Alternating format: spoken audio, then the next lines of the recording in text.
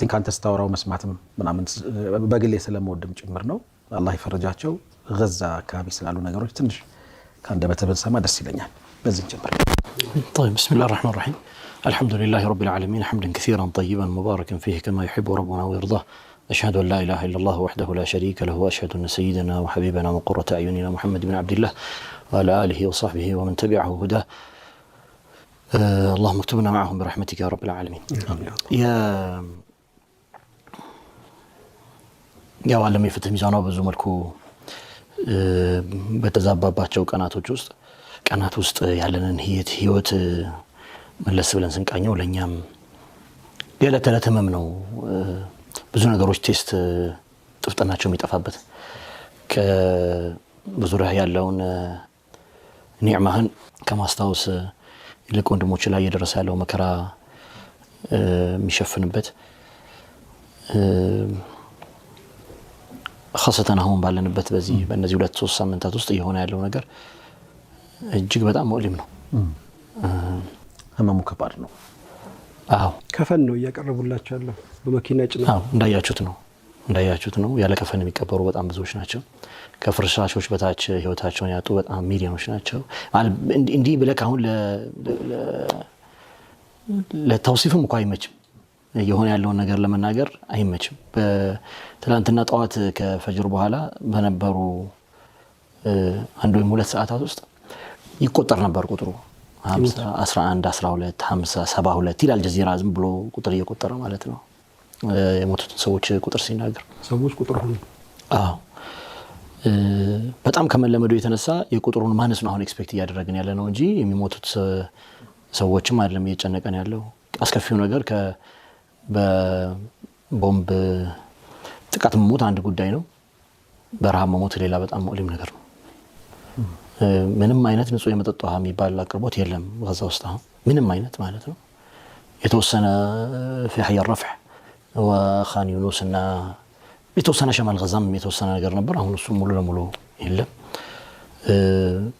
የምግብ አቅርቦት እንዲሁ ሁላችሁም እንደምትሰሙት ነው ማታ ናዚሖች ወይም መጠለያ ካምፖች ውስጥ እንኳን ሳይቀር ከፍተኛ የሆነ ረሃብ አለ አገልግሎት እየሰጡ የነበሩ ሆስፒታሎች በ80% ቀንሰዋል አሁን ሆስፒታል የሚባል ነገር የለም ፎርዛት ማተር የናዚሖቹ አካባቢ ያሉ የህክምና ተቋማት ብቻ ነው ያሉት እነዚህ የህክምና ተቋማት ደግሞ ማስተናገድ ከሚችሉት ቁጥር በላይ ነው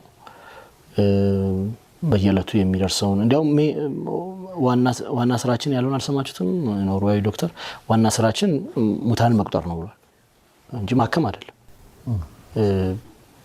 ከተለያየ ዓለም የመጡ ሰዎች እንኳን ለምስክርነት የሚናገሯቸው ነገሮች በጣም አስከፊዎች ናቸው ሐቂቃ وما ذلك هم الجهاد في سبيل الله ከዚህ ሁሉ ጋር ግን ያው እነሱ በአላህ Subhanahu Wa Ta'ala መንገድ ላይ ነው ያሉት ሰዎች ያው ዱዓ ማድረግ የሚጠበቅብን ለራሳችን ነው ከውርደት ጋር መኖርን የተሸናፊነት ካባን መልበስን ምንም ማድረግ አለመቻለን ውስጥ መኖርን መሸከምን እንዴት እንደምንቋቋመው ዱዓ ማድረግ ያለብን እንጂ እኛማ ረሱላህ ሰለላሁ ዐለይሂ ወሰለም ነግረውናል አለኩም አህመድ በናት አይደል እኛ ረሱላህ ሰለላሁ ዐለይሂ ወሰለም ነግረውናል لا يضرهم من خذلهم ولا من خالفهم ብለዋል የተቃወማቸውም ከጎናቸው ያልቆመም ያዋረዳቸውም ሁሉም አካል የተዋቸውም አይጎዳቸውም ይሄ ጣይፋ ትቀጥላለች ጣይፈቱን ባቂያ እስከ አላህ Subhanahu Wa Ta'ala ነስሩ እስከሚመጣ ጊዜ ትቀጥላለች እቺ ጣይፋ መኖሩ አይቆምም الى قيام الساعه ለጣይፋ ነው ይሄ ጣይፋ መንሱራ ነው የአላህ Subhanahu Wa Ta'ala እርዳታ ያለበት ነው ጣይፋ ነው هم الجهاد في سبيل الله ما አሁን ያያችሁ ባላችሁበት ሁኔታ ውስጥ እንኳን ሰዎች ከመብዳቸው ከቆሙለት አላማ ከሚኖሩለት ሴትና መርህ በፍጹም የማይሸሹበትን አካባቢ ነው ያስተዋለን ያለ ነው አይደል ዶክተር አላ 9 ልጅ ሞቶ ሲመጣላት በስራ ላይ ናት ልጆቿን ጥላን የመጣችው 9ኙም ልጆቿን ግን ከሌሎች ሸሂዶች ጋር አንድ ላይ አግኝታቸዋለች ማታ ለታመል አሁንም ይሰራሽ ነው አሊ ማለት በሴት ልጅ አምሮ ስሜት የልብ አላህ እኮ ራሱ እኮ ለኡሚ ሙሳ እኮ ያላት ለውላ አንረበጥና ዐላ ቀልቢሃ ማለት እኔ አላህ ሱብሓነሁ ወተዓላ በልቧ ላይ አላህ ባናንጠለጥል ኖሮ ለካተትም የሚሆን ነገር አይደለም። አንዲት እናት ልጇን በውሃ ላይ ጥላ የሚታሰብ ነገር እኮ አይደለም፣ በፍጹም አይገናኝም። ግን እነዚህ ሰዎች ከዛ በላይ ናቸው። ለረጅም ዘመናት የነበረውን የእስልምናን የድል የመሪነት የበላይነት በእስልምና ታሪክ ውስጥ የተፈጸሙ ገድሎች ታላላቅ ሰዎች የኖሩባቸውን ሂደቶች ከመጽሐፍ ገጾች ውስጥ አንብበህ ወደ ህይወት ለማምጣት በጣም በከበደበት ዘመን ከዛ እጅግ በገዘፈ ሁኔታ የሚኖሩ ሰዎችን መመልከት በአይነህ እያየህ ማለት ነው። ልከት ያው ኢማን ካልጨመረ ያው ራሳችንን ነው መልሰን መገምገም ያለብን።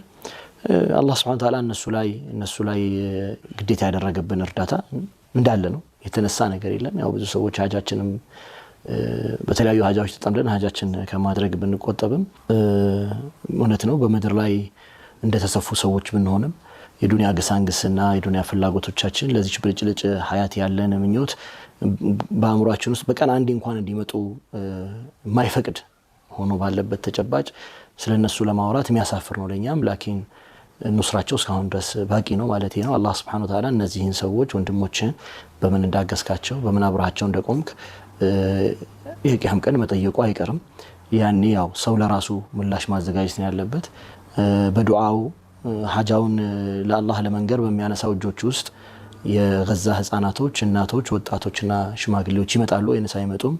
የሙጃሂዶቹ ትግል አምሮ ላይ ይመጣበታል አይመጣበትም? ያው ራስን መጠየቅ ነው። ለነዚህ ሰዎች መድረስ በምትችልበት የሰደቃ አይነት መድረስ በምትችልበት የእርዳታ አይነት በሙሉ ሞክረሃል ወይ? ይሄም ሌላ ጉዳይ ነው ማለት ነው። እነዚህን እንግዲህ መልሶ መመልከት ያስፈልጋለኛ እንጂ አሁን ያለበት ገዛ ያለበት ምናልባት ባለፉት 14 ወራት ከነበረበት እጅግ በጣም አስዋ ሐል ነው ያለው። አሁን በጣም ከባድ ሁኔታ ውስጥ ነው ያሉት። ሸሂድነትን መለማመድ ይቻላል። ረሃብ መልመድ ከባድ ነው ማለት ከባድ ነው። አንዳንድ ጊዜ ረሱላህ ሰለላሁ ዐለይሂ ወሰለም ከሒሳር ታስታውሳላችሁ አይደለም? ማዕቀብ ተጥሎባቸው በካዕባ ግድግዳ ላይ ተለጠፈ። ማንም ሰው እንዳያገባቸው፣ ማንም ሰው ከነሱ እንዳያገባ፣ የነሱንም እንዳያገባ፣ ከነሱ እንዳይነግድ፣ ከነሱም እንዳይሸጥ የሚል ማዕቀብ ተጣለና ያ ማዕቀብ 3 ዓመታት ሲቆይ የታሪክ ባለሙያዎች ርዕሳቸው ራሱ በጣም ይገርመኛል። ሁሉም في شعب አቢ ጣሊብ ገቡ ይላሉ። ማለት በቃ አንድ ቤት ነው ያለው ለመሰብሰቢያ የሚሆን አላህ አቢ ጣሊብ ቤት ብቻ። አሁን ገዛ እንደዛ ሆናለች። የሆነች መሰብሰቢያ ማዕከል ብቻ ናት ያለችው። في حي الرفع ነው ያን ሒሳር በሀያት ትመለከታለህ አሁን ማለት ነው። ኸይር በሰው ልጅ ታሪክ ታይቶና ተሰምቶ የማይታወቅ ሊባል የሚችል ነው። እህል ለሚጠይቁ ህፃናት የከፋን ጨርቅ ይዞ መምጣት፣ እህል ለሚጠይቁ ህፃናት ፈንጂ ማቀበል። በታሪክ እንግዲህ ብዙ ሰቆቃዎችን፣ ብዙ ጦርነቶችን፣ ብዙ ሀዘኖችን ሁሌም ደግሞ እነሱ የሚጠቅሱት የሆሎኮስት ወሬ በጣም እያጋነኑ የሚያወሩለት አልፈዋል። ያ ግን ከዚህም የባሰ ከዚህም የከፋ ድርጊትን ትናንት ይደረግብናል ነው ሲሉ የነበሩ ሰዎች ዛሬ ራሳቸው እያደረጉ እያየን ነው። የከፋ ድርጊት እያየን ነው። እንግዲህ አላህ ይብቃቸው፣ አላህ ይድረስላቸው ለነዚህ ለተበዳዮች።